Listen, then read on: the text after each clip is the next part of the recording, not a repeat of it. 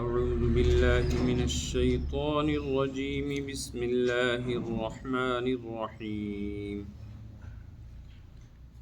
ألم تر إلى الذين قيل لهم كفوا أيديكم وأقيموا الصلاة وآتوا الزكاة فلما كتب عليهم القتال إذا فريق منهم يخشون الناس كخشية الله أو أشد خشية وقالوا ربنا لم كتبت علينا القتال لولا أخرتنا إلى أجل قريب قل متاع الدنيا قليل والآخرة خير لمن اتقى ولا تظلمون فتيلا أينما تكونوا يدرككم الموت ولو كنتم في بروج مشيدة وَإِن تُصِبْهُمْ حَسَنَةٌ يَقُولُوا هَذِهِ مِنْ عِنْدِ اللَّهِ وَإِن تُصِبْهُمْ سَيِّئَةٌ يَقُولُوا هَذِهِ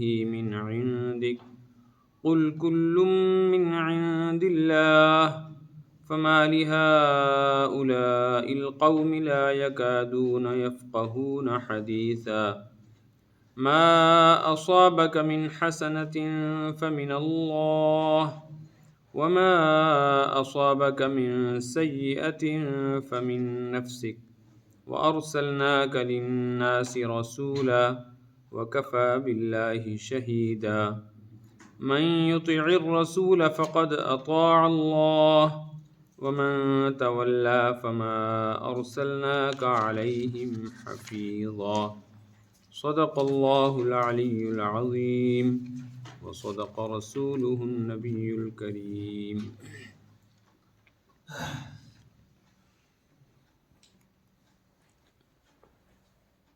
یہ مضمون چل رہا تھا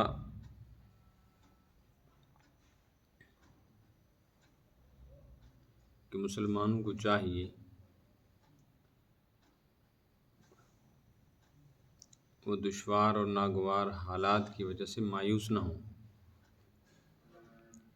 کہ امید رکھیں، اللہ پہ یقین رکھیں اور آئندہ پیش آنے والے حالات کے لیے تیار رہیں۔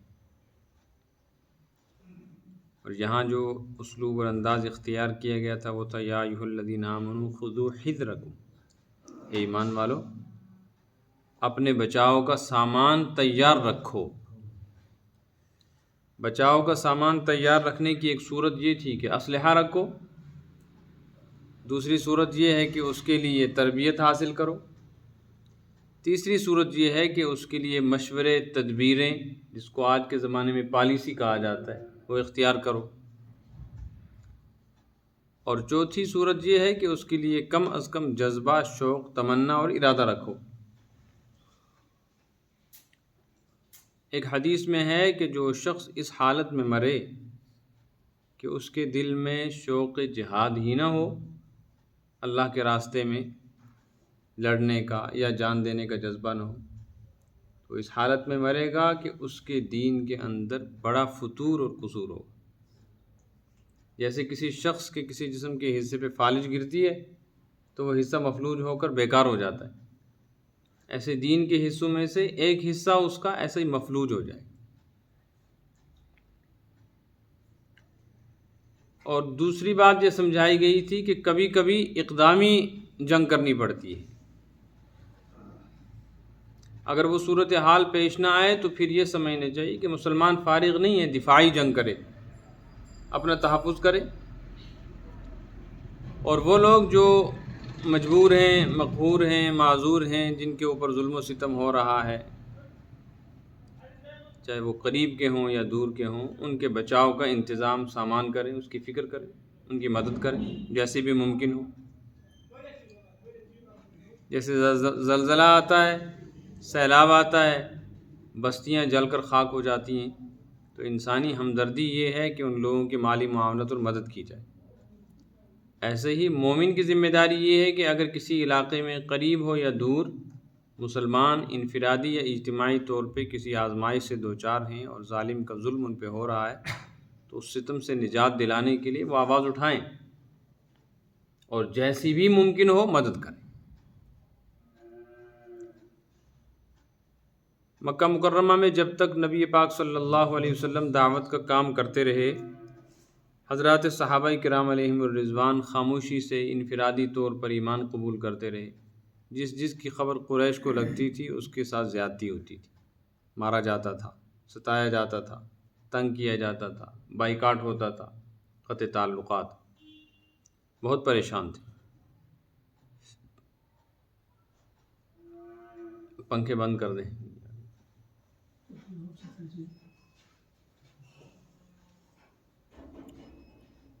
رفتہ رفتہ پھر اسلام کو قوت حاصل ہو گئی اور کچھ ایسے لوگ مسلمان بنے، ان کو اسلام نصیب ہو گیا کہ جن کا رعب، جن کا دبدبہ پہلے سے قریش کے اوپر تھا، جیسے حضرت عمر رضی اللہ تعالیٰ عنہ۔ تو ایسے موقع پر مسلمان جب تنگ آ گئے، تنگ آمد بجنگ آمد، تو ان کی یہ تمنا ہونے لگی کہ اگر ہم کو اجازت دے دی جاتی تو کم از کم ہم اپنے بچاؤ کے لیے کچھ کرتے، لیکن ہمیں چپ چاپ ان کی زیادتیاں سہنی پڑتی ہیں، مار کھانی پڑتی ہے، اور ہم کچھ نہیں کر سکتے۔ اس لیے یہ دل میں بات تھی کہ اگر اجازت مل جاتی تو ہم بھی لڑتے، مگر ایمان لا چکے تھے اور ان کی عملی زندگی، ان کی ایمانی زندگی حضرت نبی پاک صلی اللہ علیہ وسلم کی زیر تربیت تھی، اس لیے وہ آپ صلی اللہ علیہ وسلم کی اجازت اور مشیت کے بغیر کچھ کر نہیں سکتے تھے۔ ان کو منع کر دیا گیا تھا، مقابلہ نہیں، لڑائی نہیں، بس اگر کوئی زیادتی کر رہا ہے اس کو برداشت کرو، صبر کرو۔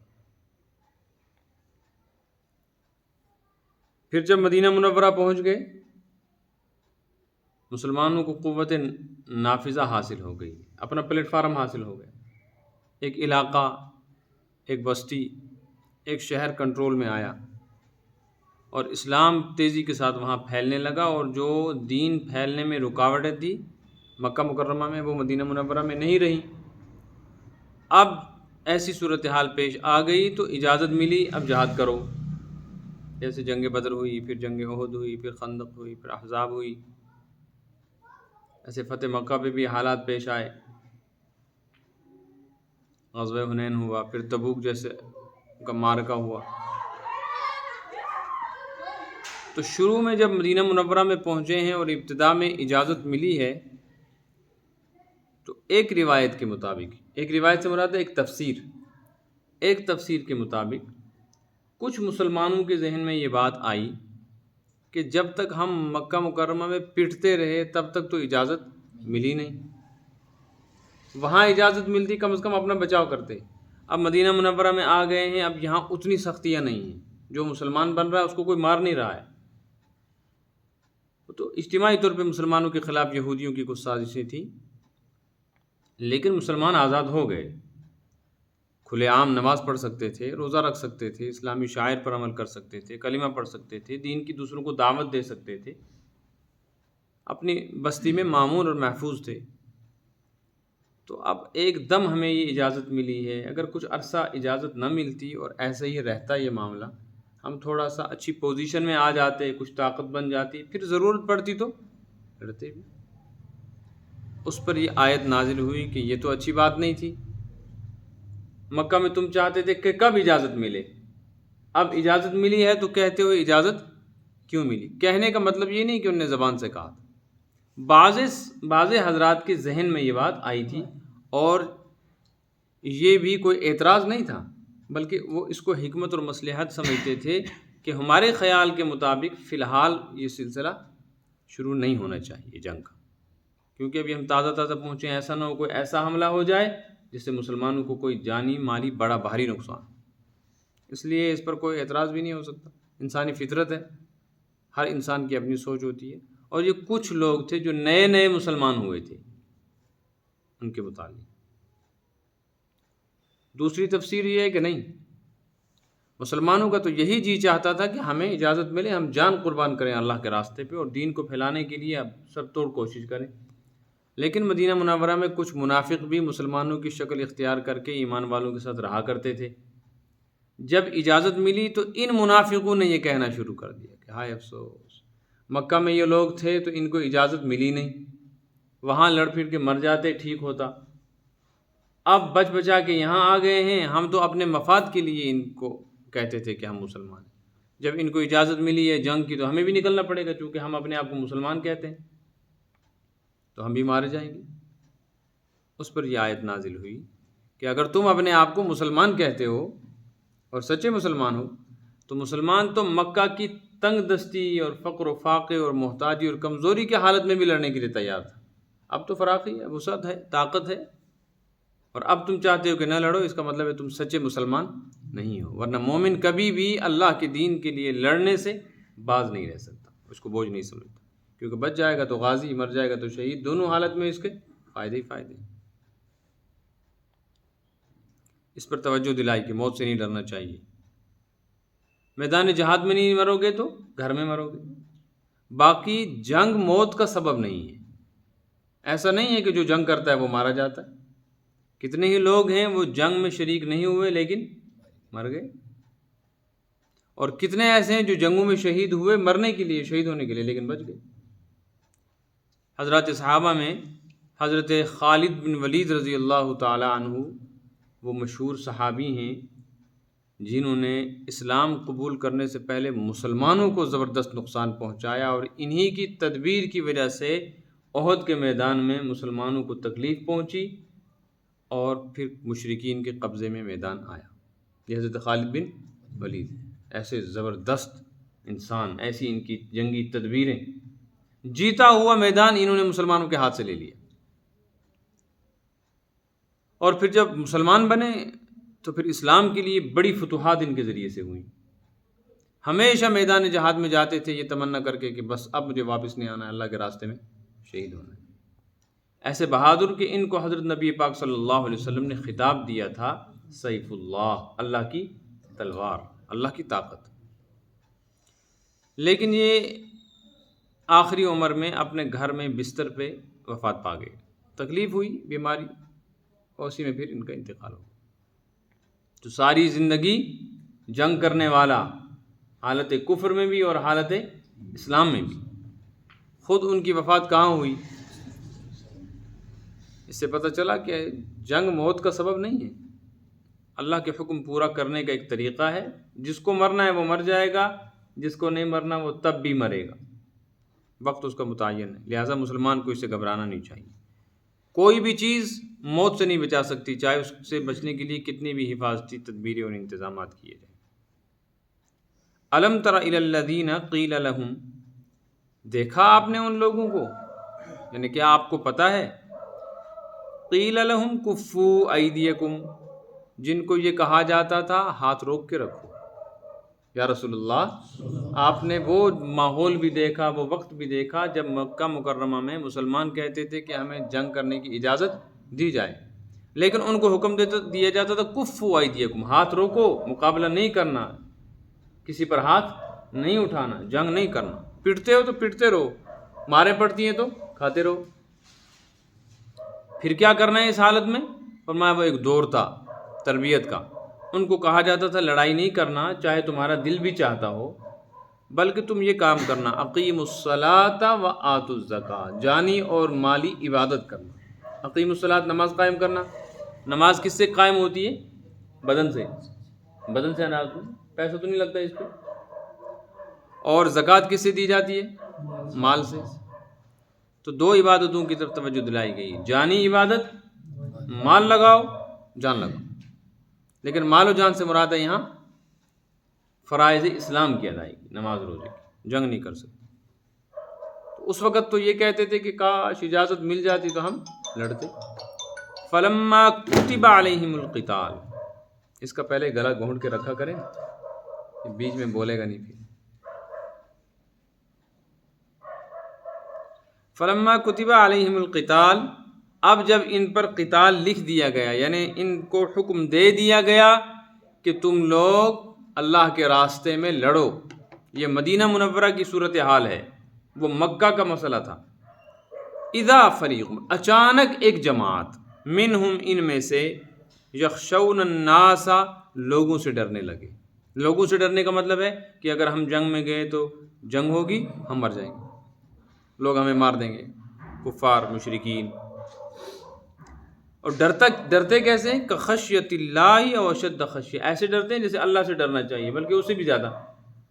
مطلب یہ ہے کہ ڈرنا تو اللہ سے چاہیے، ڈرنے کس سے لگے؟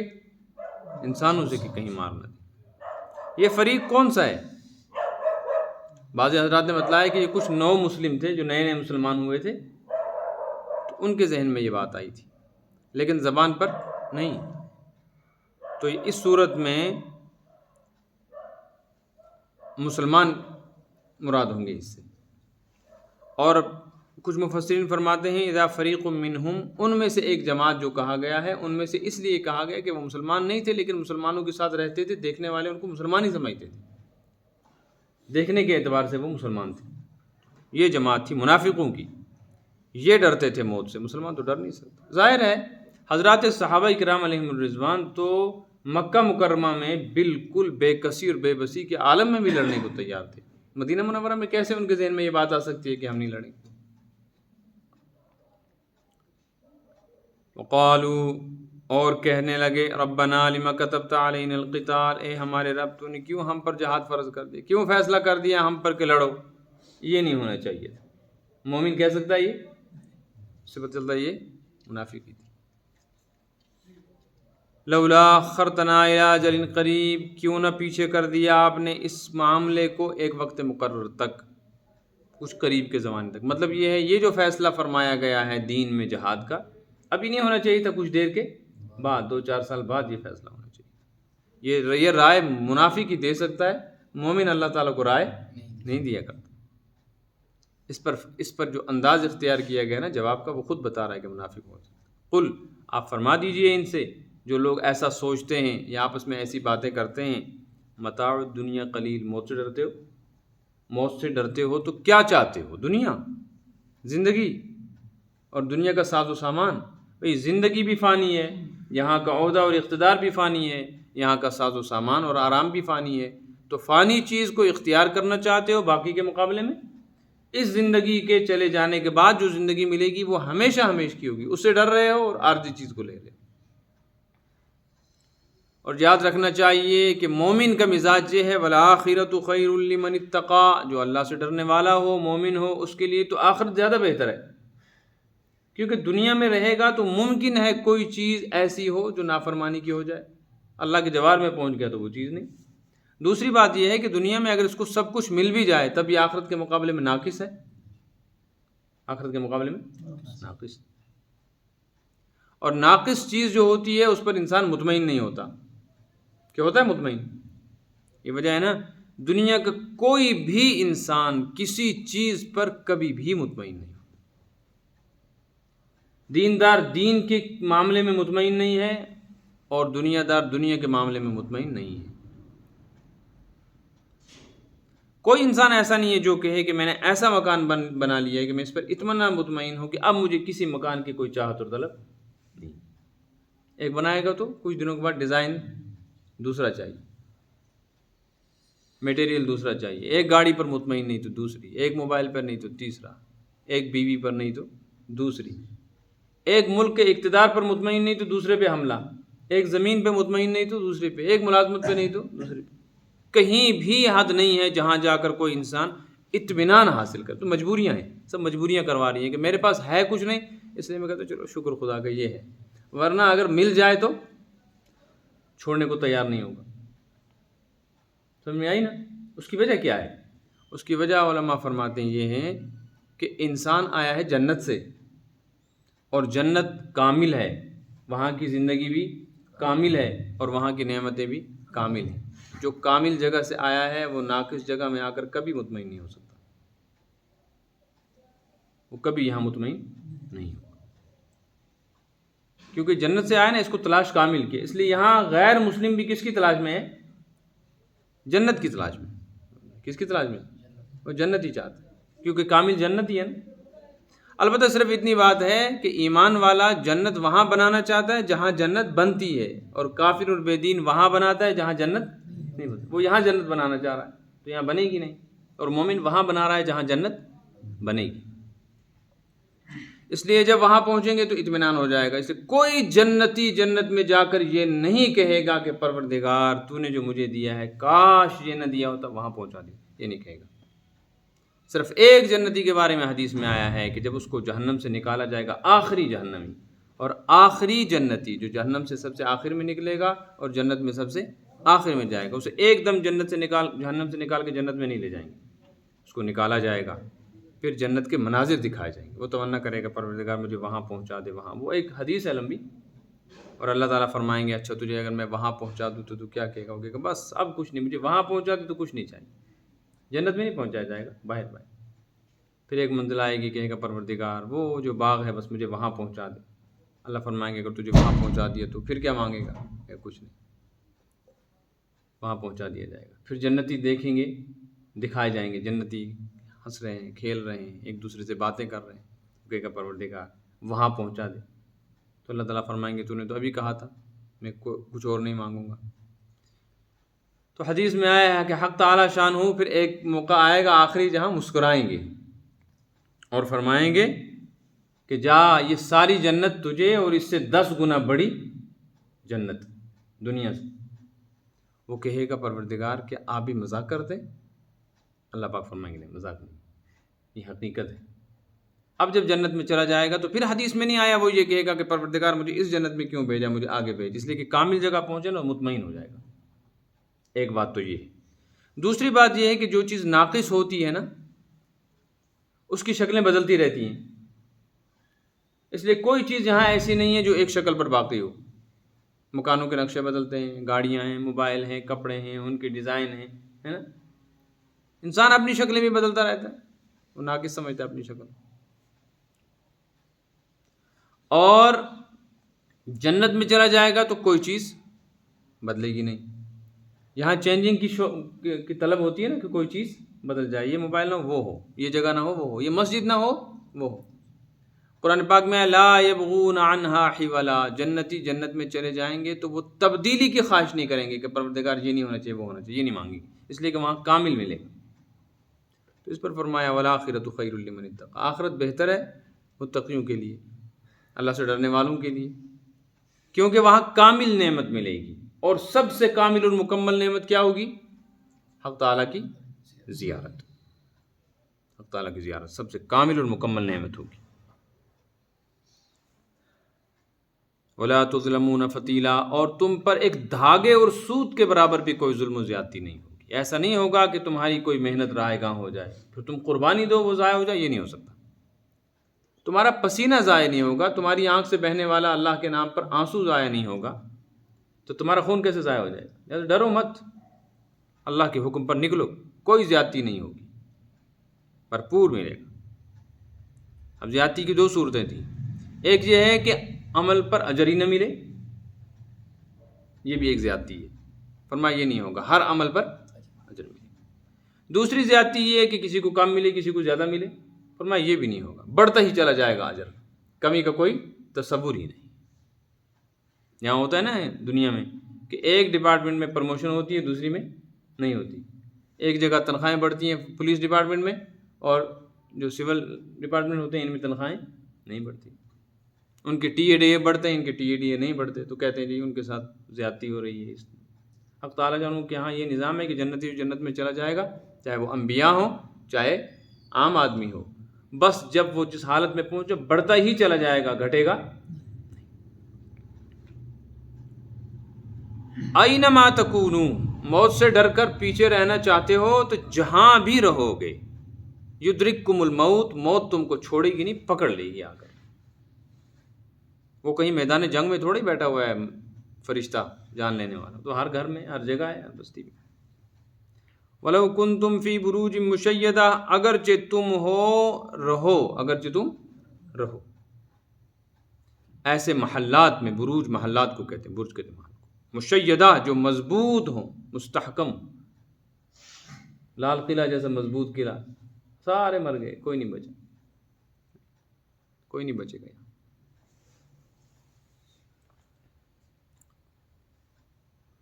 اس ضمن میں مفسرین نے کچھ واقعات لکھے ہوئے ہیں یہ سمجھانے کے لیے کہ انسان کو یہ بات سمجھ میں آئے کہ موت چھوڑتی نہیں۔ اچھا یہ ایسا مسئلہ ہے کہ اس کو سمجھانے کی ضرورت ہی نہیں ہے، دنیا کے ہر مسئلے میں اختلاف ہے، حق تعالیٰ کی ذات میں اختلاف ہے، لوگ مانتے ہی نہیں ہیں، بعض لوگ اللہ کو تسلیم ہی نہیں کرتے، کوئی خدا ہی نہیں، کوئی خالق اور مالک ہی نہیں ہے، جو دہری ہیں ان کی ایک تحریک کمیونزم، خدا بیزاری۔ اللہ ایک ہے یا کئی ہیں، اس میں اختلاف ہے۔ رسول کی رسالت میں اختلاف، آسمانی کتابوں میں اختلاف، رنگ و نسل میں اختلاف، زبان و بیان میں اختلاف، لیکن موت میں کوئی اختلاف نہیں ہے۔ دنیا کا ہر انسان یہ تسلیم کرتا ہے کہ پھر کیوں قرآن بار بار کہہ رہا ہے موت آئے گی، موت آئے گی، موت آئے گی؟ اس میں تو کوئی اختلاف ہی نہیں۔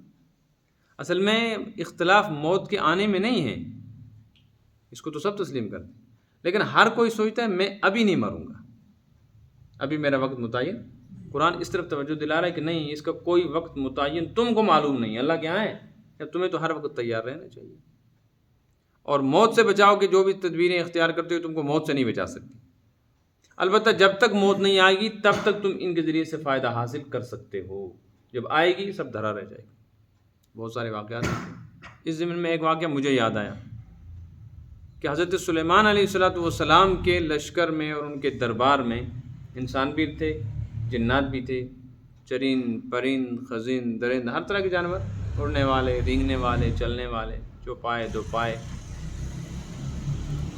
تو حضرت سلیمان علیہ السلام کے دربار میں ایک آدمی تھا، اچھا عہدے دار۔ تو ایک شخص داخل ہوا،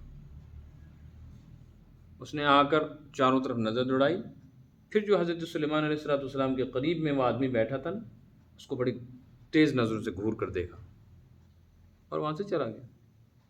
اس شخص نے حضرت سلیمان سے کہا کہ اللہ کے نبی، بادشاہ بھی تھے وہ، ان کی ہواؤں پر بھی حکومت تھی، قرآن میں آیا 22ویں پارے میں،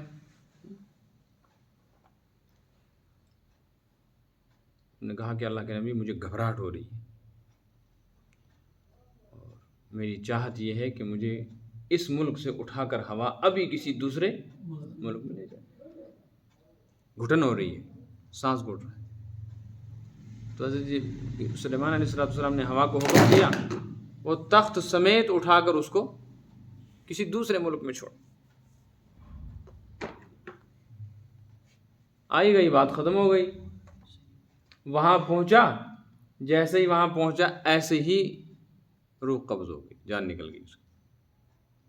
یہ جو شخص داخل ہوا تھا جس نے تیز نظروں سے دیکھا تھا، یہ حضرت عزرائیل علیہ السلام تھے، ملک الموت تھے، انسانی شکل میں آئے تھے، اور پھر حضرت سلیمان کی خدمت میں حاضر ہوئے۔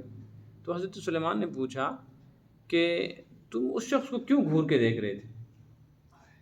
حضرت ملک الموت نے کہا کہ اللہ کے نبی، میں آپ کی خدمت میں آیا تھا، مجھ کو حق تعالی شانہ نے فرمایا تھا کہ اس بندے کی جان ابھی تھوڑی دیر کے بعد فلاں ملک میں نکالنی ہے۔ میں تعجب میں تھا کہ یہ تو کس ملک میں بیٹھا ہوا ہے آپ کے پاس، اور مجھے ابھی کچھ دیر کے بعد اس کی جان کہاں نکالنی؟ دوسرے ملک میں۔ تو یہ کب پہنچے گا، میں کیسے اس کی جان نکالوں گا، کیا نظام ہوگا؟ بس میں نے تو اس لیے تعجب سے اس کی طرف دیکھا تھا، اس پر گھبراہٹ طاری ہوئی، آپ نے ہوا کو حکم دیا، وہاں پہنچا دیا، میں وہاں پہنچا تو وہ پہلے سے موجود تھا، تو میں نے جان نکالا۔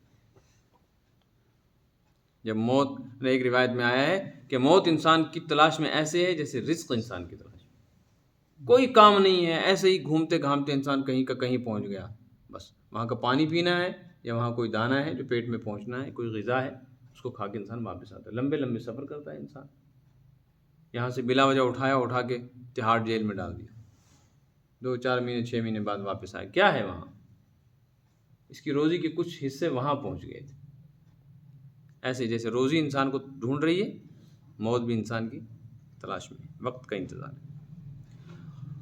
اب آگے منافقوں کا ایک طرز بتایا جا رہا ہے۔ منافقوں کی ایک بد خصلت یہ ہے کہ اگر مسلمانوں کو کامیابی حاصل ہو جاتی ہے، کہتے ہیں اس میں مسلمانوں کا کون سا کمال ہے یا نبی کا کون سا کمال ہے، تو اللہ نے لکھا تھا ایسا تو ہونا تھا۔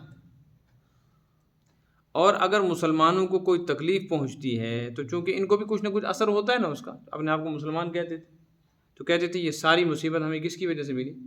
نبی پاک صلی اللہ علیہ وسلم، حضور کو کہتے تھے آپ کی وجہ سے ملی۔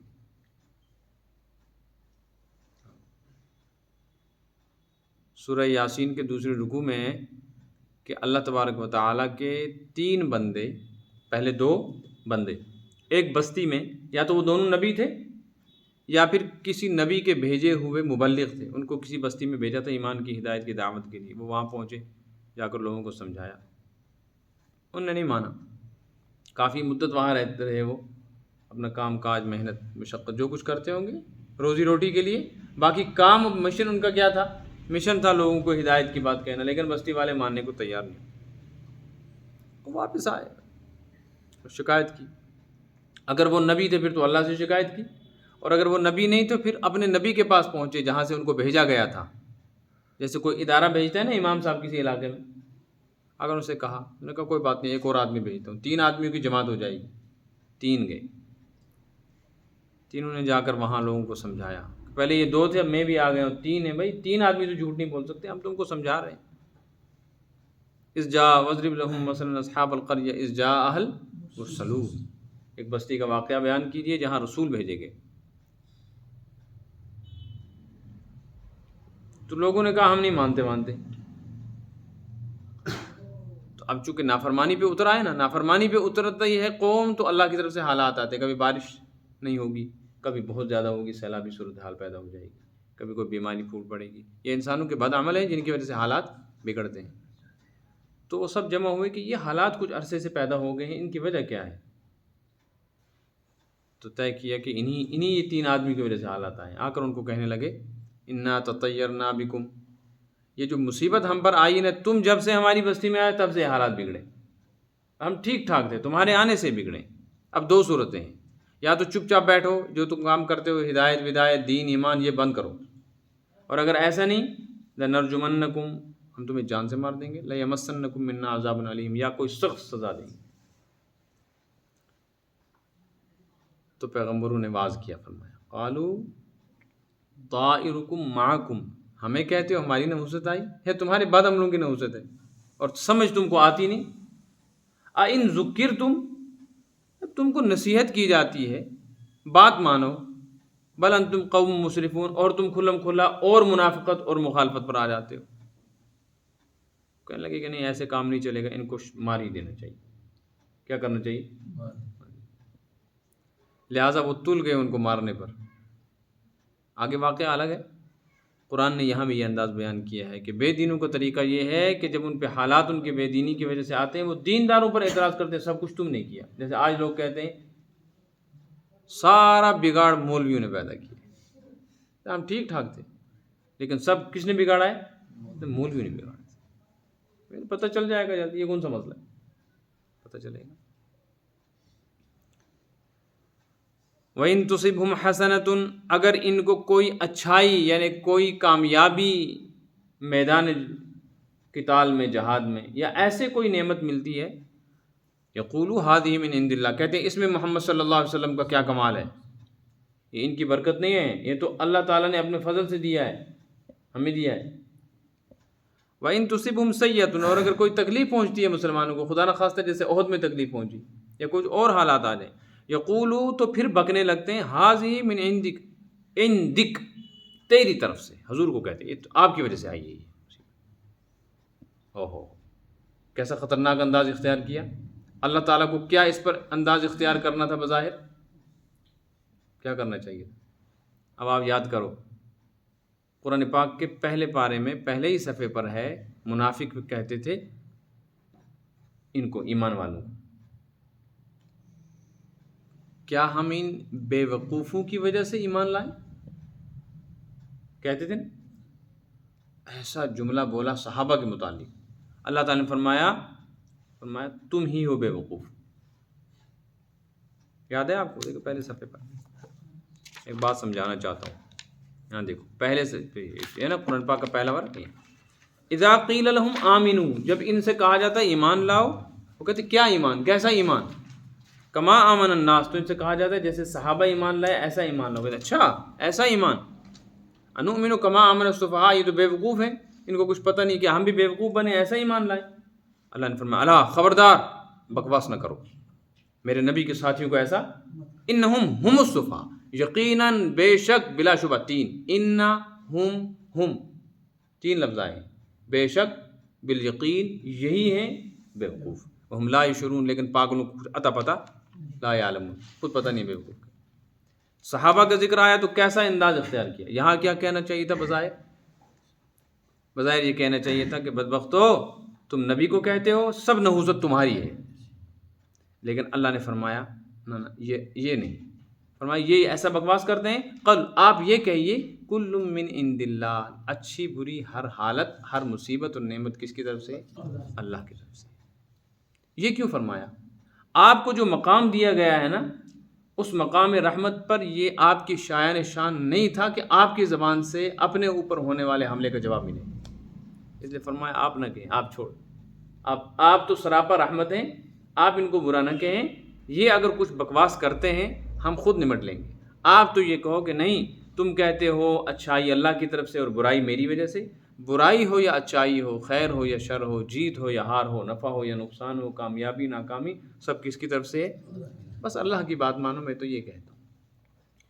البتہ ایک بات فرمائی، فما لہؤلاء القوم، ہائے ان لوگوں کو کیا ہو گیا، لا یکادون یفقہون حدیثا، کوئی بات سمجھنے کو تیار ہی نہیں، کسی نہ کس طرح تو سمجھتے، یہ نہیں سمجھتے کہ اس نبی رحمت کے کتنے معجزے ہیں جس سے یہ معلوم ہو رہا ہے کہ یہ اللہ کا نبی ہے، اور اگر یہ معلوم ہو گیا کہ یہ نبی ہے تو پھر اس کی نبوت کیسے پڑ سکتی، کس حالت میں اس کی ولادت ہوئی، کس حالت میں اس کی پرورش ہوئی، کس حالت میں اس کو مکہ میں دین کی دعوت دینی پڑی، پھر کیسی مخالفت کے باوجود صبر کرتا رہا، پھر مدینہ منورہ میں آیا، اس نے کسی سے بدلہ نہیں لیا، کبھی جھوٹ نہیں بولا، کبھی دھوکہ نہیں دیا، کبھی کسی پر زیادتی نہیں کی، اور سب کے لیے راتوں کو روتا ہے، دن کو مجاہدے اور محنت کرتا ہے، خون پسینہ بہاتا ہے، اپنا گھر لٹا دیا، وطن چھوڑ دیا۔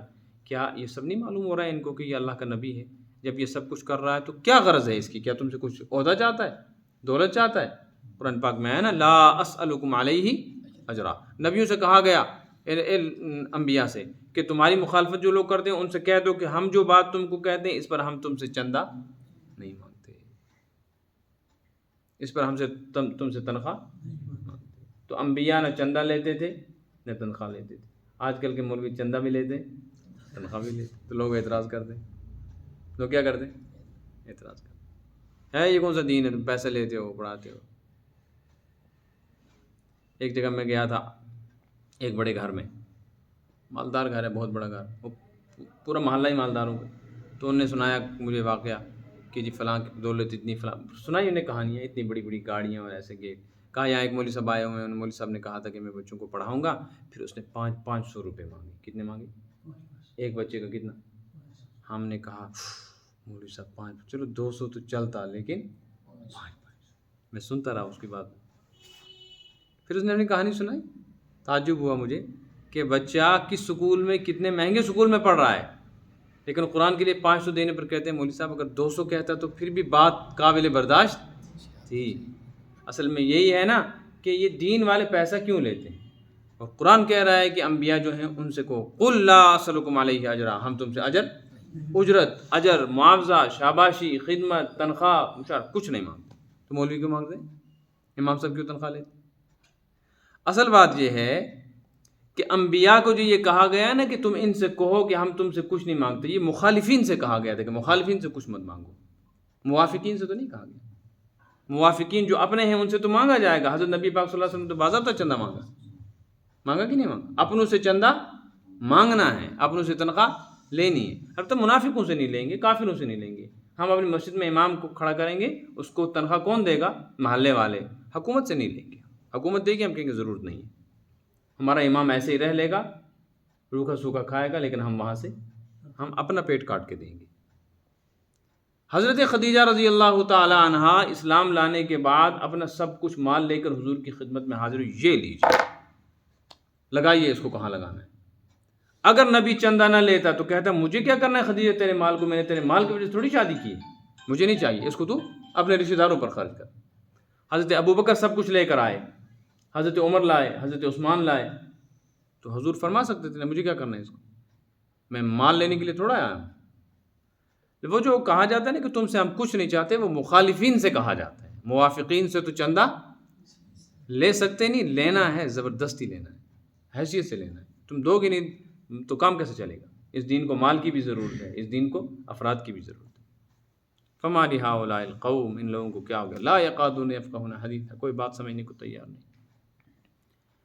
لہٰذا اے مخاطب، آگے جو آئے ما اصابک، اے مخاطب یعنی اے انسان، مومن ہو یا کافر، مخلص ہو یا منافق، عام ہو یا خاص، ایک بات یاد رکھ، ما اصابک من حسنۃ، جو اچھائی تجھ کو ملتی ہے۔ حسنہ کا جو لفظ ہے نا، اس میں بڑی وسعت ہے۔ یہ قرآن پاک کی اس دعا میں ربنا آتنا فی الدنیا حسنہ وفی الآخرۃ حسنہ، دنیا کا حسنہ اور آخرہ کا، دونوں جہان میں مشہور دعا ہے۔ اور حضرت نبی پاک صلی اللہ علیہ وسلم اس دعا کی جامعیت کی وجہ سے طواف کے دوران اس کو پڑھا کرتے تھے، اور اللہ تعالیٰ نے جہاں یہ دعا ذکر کی ہے وہاں یہ بات بھی ارشاد فرمائی ہے کہ اللہ کے بندوں کی نشانی یہ ہے کہ وہ کہتے ہیں اے اللہ ہم کو دنیا میں بھی حسنہ عطا فرما، آخرت میں بھی حسنہ عطا فرما۔ دنیا میں حسنہ کیا ہے؟ صحت، اولاد، عافیت، رزق حلال، عزت، دولت، اولاد کی فرما برداری، بیوی سے سکون، اقتدار، تعلیم۔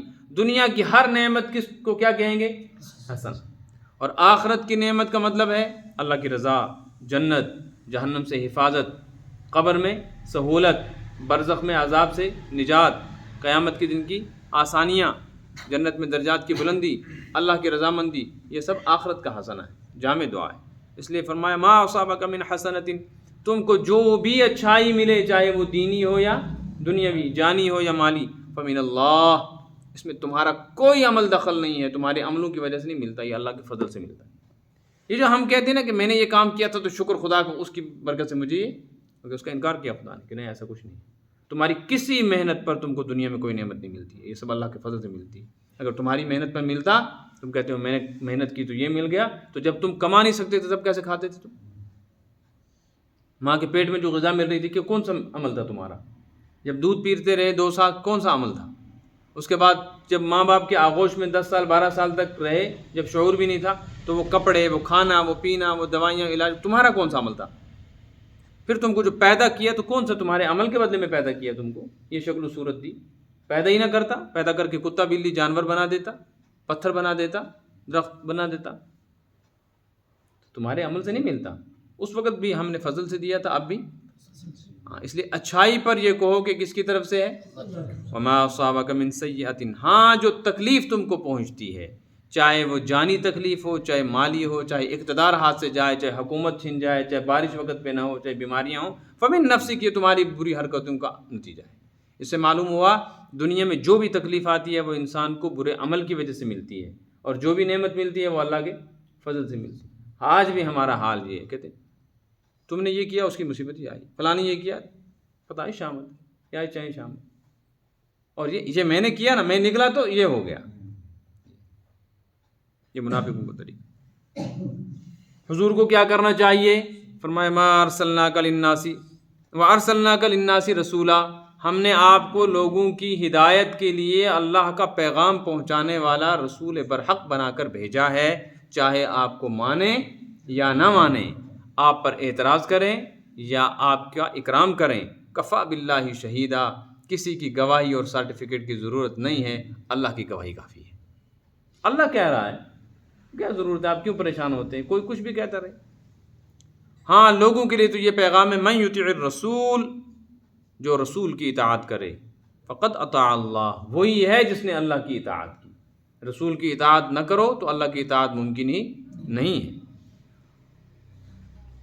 ومن تولا، اور جو منہ پھیر لے، نبی کی بات ہی نہ مانے، نبی کے طریقے کو اختیار ہی نہ کرے، تو آپ پریشان نہ ہوں۔ فما ارسلناک علیہم حفیظا، ہم نے آپ کو ان کا نگران بنا کر نہیں بھیجا ہے کہ قیامت میں ہم پوچھیں گے کہ یا رسول اللہ صلی اللہ علیہ وسلم ابو جہل کیوں مسلمان نہیں ہوا، ابو لہب کیوں مسلمان نہیں ہوا، حضرت موسیٰ سے نہیں پوچھا جائے گا فرعون کیوں ڈوبا کفر کی حالت میں، کیوں غرق ہوا، حضرت ابراہیم سے نہیں پوچھا جائے گا کہ نمرود پر یہ حالات کیوں آ رہے ہیں، وہ جہنم میں کیوں جا رہا ہے، ہم سے نہیں پوچھا جائے گا۔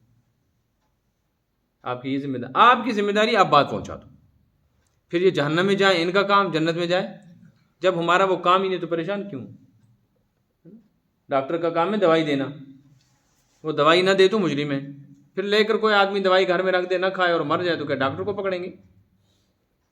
ایسے ہی طبیب روحانی اللہ کے پیغمبر جو ان کا کام یہ ہے حق کی بات لوگوں تک پہنچائیں، بات مان جاتے ہیں ٹھیک، نہیں تو کوئی نگران نہیں ہے آپ کہ آپ سے ان کے بارے میں پوچھا جائے گا، آپ سے صرف یہ پوچھا جائے گا کہ ہم نے دعوت کی ذمہ داری جو آپ پر رکھی تھی آپ نے وہ کام کیا، بس وہ کر لیا تو آپ کا مسئلہ حل ہو گیا۔ اللہ کے رسول صلی اللہ علیہ وسلم کے بعد پوری امت اجتماعی اور انفرادی طور پر دین حق کی داعی ہے، اور اس دعوت کو ترتیب کے ساتھ کرنا ہر فرد کی ذمہ داری ہے۔ شروعات اپنی ذات سے کرنی ہے، یا ایھا الذین آمنوا قوا انفسکم، پہلے اپنے آپ کو بچانا ہے، واہلیکم، پھر اپنے عیال کو بچانا ہے، پھر دوسروں کو۔ جو آدمی اپنے آپ کو نہیں بدل سکتا وہ عیال کو نہیں بدل سکتا، جو عیال کو نہیں بدل سکتا وہ ہمسائے کو کیسے بدلے گا؟ جو آدمی بیان کرتا ہے نا تو اس کی زبان سے بات نکلتی ہے، یہ بات جو ہے آواز کی شکل اختیار کرتی ہے، یہ پھر کہاں ٹکراتی ہے؟ تو ہمارے سامنے مجمع بیٹھا ہے، میں اس وقت بات کر رہا ہوں، آپ لوگ بیٹھے ہوئے ہیں، تو یہ آواز میرے کان میں بھی آ رہی ہے اور آپ کے کانوں میں بھی آ رہی ہے۔ اس آواز کے سب سے زیادہ قریب کون سا کان ہے بتاؤ؟ میرا کان۔ اور اس آواز کے سب سے زیادہ قریب کس کا دل ہے؟ آپ کا بھی ہے، لیکن میرا زیادہ قریب۔ اب اگر یہ آواز میرے کان میں گھس کر میرے دل تک نہیں پہنچی، آپ تک کیسے پہنچی؟ بات سمجھ میں آئی نا؟ اس لیے دین کے محنت مجاہدے کرنے والے لوگ جب خود عمل سے خالی ہوتے ہیں، لوگوں کو کٹوا مروا دیتے ہیں، چونکہ خود دین نہیں ہوتا اس لیے دوسروں میں بھی دین نہیں آتا۔ اس لیے شریعت کا ضابطہ یہ ہے کہ خون دو، تمہارے خون دینے پر لوگ خون دیں گے۔ سب سے پہلے دین کے لیے کس کا خون بہا؟ حضور کا بہا طائف میں، پھر لوگوں نے خون بہایا، پھر بہایا لوگوں نے۔ اگر آپ صلی اللہ علیہ وسلم ارشاد فرماتے میں اندر رہوں گا، محاصرہ کر کے رکھو، میرے اوپر تو کوئی حملہ نہیں ہونا چاہیے چونکہ میں تو کمانڈر ہوں، تم لڑو، تو یہ کام نہ بن پاتا۔ اور پھر وہاں نہیں، جب اقتدار دنیاوی بھی ہاتھ میں آ گیا اور حکومت بھی مل گئی اور سب کچھ مل گیا بظاہر، اپنا علاقہ، اپنا وطن، اپنا پلیٹ فارم ملا، ملک ملا، اس وقت بھی آپ خاموش نہیں بیٹھے اندر، بلکہ میدان عمل میں اترے، اور احد میں آپ زخمی بھی ہوئے، وہاں بھی خون بہا۔ تو جو آدمی خود نہ مانے اپنی بات، لوگ اس کی بات نہیں مانتے۔ جو اپنے 5 فٹ 6 فٹ پہ تبدیلی نہ لا سکے تو وہ پوری قوم پر کیسے تبدیلی اور انقلاب لا سکے گا؟ اس لیے اس بات کی ضرورت ہے کہ ہر انسان اپنی ذات سے شریعت کے حکم پر عمل کرے، پھر اپنے عیال پر محنت کرے، پھر اگر اس کو گنجائش ہے، اس کی حیثیت رخصت ہے، آگے بڑھے۔ ہمارا طریقہ یہ ہے کہ خود بے دین، گھر سارا بے دین، اور دنیا کی بدینی کے اوپر پریشان۔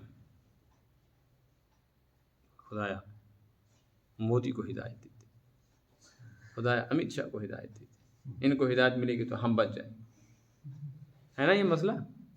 اگر ان کو ہدایت نہ ملے تب بھی ہم بچے ہوئے ہیں، وہ جائیں جہاں جانا ہے، ہم کہاں جائیں گے انشاءاللہ؟